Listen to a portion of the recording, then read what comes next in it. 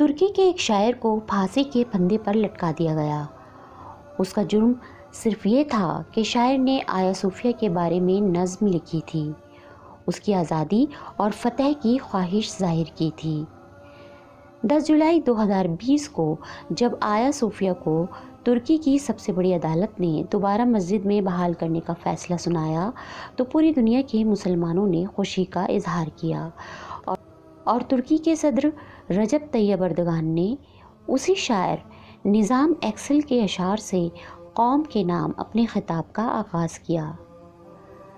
आइए इस वीडियो में सुनाते हैं आपको ये नज़्म तैयब अर्दगान की ज़बान से उर्दू तर्जुमे के साथ।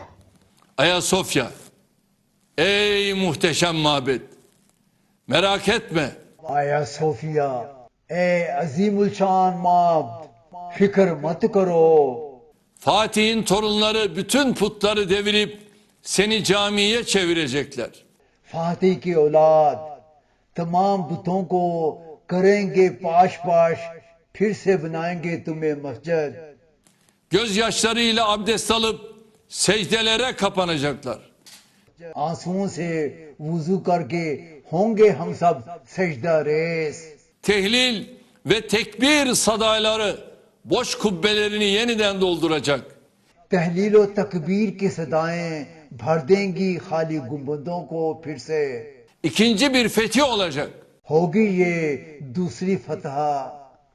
Ozanlar bunun destanını yazacaklar. Ezanlar ilanını yapacaklar. शायर फिर से लिखेंगे इसकी दास्तान, अजानें करेंगी इसका ऐलान। Sessiz ve öksüz minarelerden yükselen tekbir sesleri fezaları yeniden inletecek. खामोश और लावारिस मीनारों से गूंजती तकबीरों की सदाएं फिजा में फिर से गूंज उठेंगी। Şerefelerin yine Allah'ın ve Hazreti Muhammed'in şerefine ışıl ışıl yanacak. खामोश मीनारों के चबूतरों पर जगमग जगमग जगमगाएंगे अल्लाह ताला और हजरत मोहम्मद के नाम। Bütün dünya Fatih dirildi sanacak. पूरी दुनिया फातिह के दोबारा जिंदा होने का करेगी नजारा।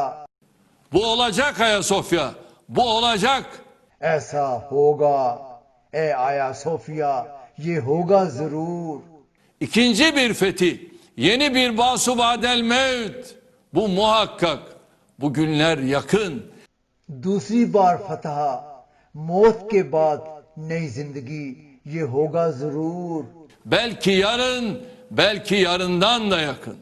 ये दिन बस है नजदीक, शायद कल या फिर कल से भी नजदीक।